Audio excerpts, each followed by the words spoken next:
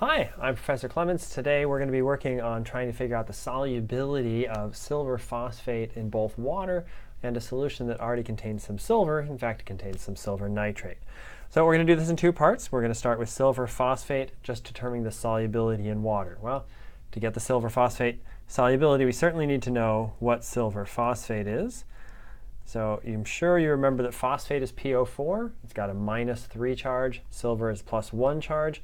And so we need 3 silvers to go with our 1 phosphate. And if you don't remember that, you can always look into a table of KSP values and find that there. So when this breaks apart, it's going to break apart into our constituent ions, which is 3 silvers and 1 phosphate, both aqueous. So we've got a solid going to 2 aqueous ions. That's the form of a KSP, of a solubility product. And so what are we going to figure out? Well, we want to do an ice table. We're trying to do some equilibrium. Equilibrium is always done with ice tables. We don't care about the solid. It doesn't appear in our ice table. And so all we care about is the silver and the phosphate. Now, to begin with, we have no silver and no phosphate in our water. We just have pure water. So we put the silver phosphate solid in, and we're trying to figure out what happens to it, how much of the silver, how much of the phosphate dissolves. And when we're talking about just solubility, the problem doesn't say concentration of silver, concentration of phosphate.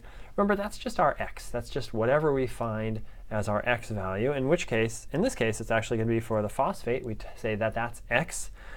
For every 1 phosphate, we produce 3 silvers, and so we have a 3x there. And then our ICE, our equilibrium line, is just the sum of those 2 lines, so 3x plus 0 and x plus 0. And then what do we do with that? Well, we plug that into our equilibrium constant expression, which is this, KSP. And we can look up that value in the back of a table. That's 8.89 times 10 to the -17th. You might find a slightly different value if you look in a different table, but hopefully it should be fairly close to that. And what is that equal to? Well, that's equal to the concentration of Ag plus cubed. Very important we have that cube, times the concentration of phosphate 3 minus. Why is it that? Because KSP is just a K. Just like all of our other equilibrium Ks, products over reactants raised to their coefficients. Here our reactants are solids, so they don't appear in the K expression. So we have that, and then we just plug in our concentrations. Now, it's tempting for people to write, oh, well, the concentration for silver is going to be 3x cubed, and you just write 3x, and then you cube the x. But no, what we need to do is cube everything. And so I'm going to put that over here. And the concentration that we determined in our equilibrium line is that the concentration is 3x. And so we need to take 3x and cube that whole thing. For our phosphate, it's just x. And so what do we end up with is 27x to the 4th. And that's equal to our 8.89 times 10 to the -17th. Now, what do? We divide both sides by 24, and we take the 4th, or sorry, by 27, and we take the 4th root. So x is going to be the 4th root of 8.89 times 10 to the -17th divided by 27.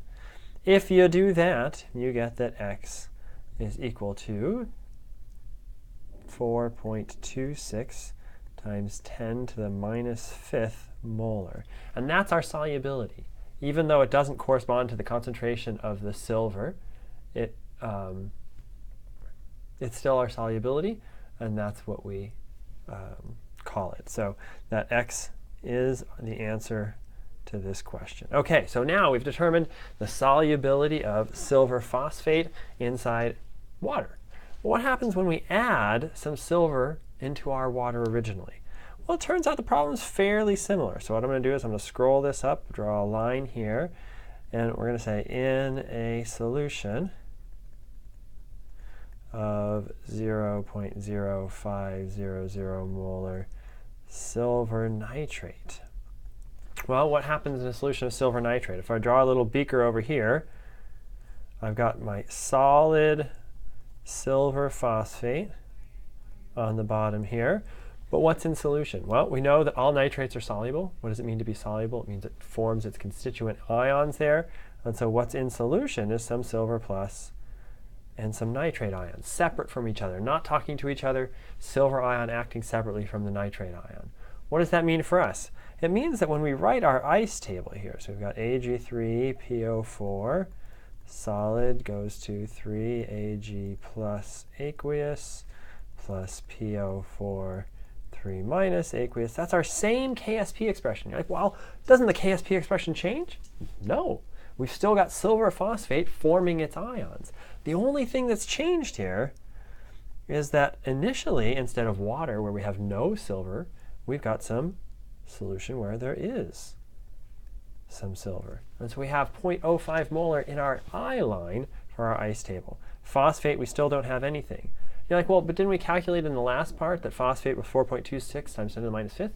Yes, we did, after it reaches equilibrium in pure water. But we don't have pure water this time, so we're just starting over. We're starting from scratch. We're saying, oh, let's just put some silver phosphate into this solution, not into existing water that we add these other things to. You could do it that way, and hopefully you'd find the same answer, but we're going to do it this way. We don't care about this guy, so what happens? The reaction goes to the right, because that's the only direction it can go. And for every one phosphate, we make 3 silvers. And so the equilibrium line is just the sum of those. So we get 0.05 plus 3x and x, which is great.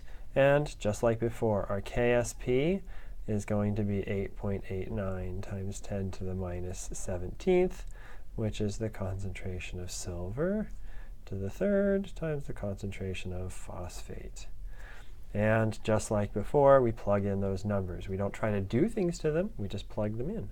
And we say that's 0.0500 plus 3x cubed times x.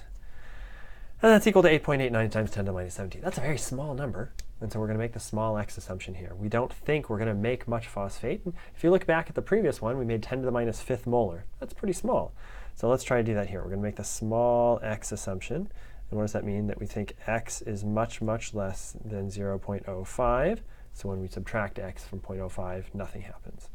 And so we get this. 8.89 times 10 to the minus 17th is equal to 0.0500.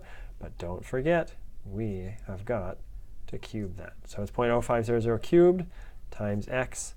Well, that's pretty easy to solve for. You divide both sides by 0.05 cubed. And you get that x is equal to 7.11 times 10 to the minus 13th molar.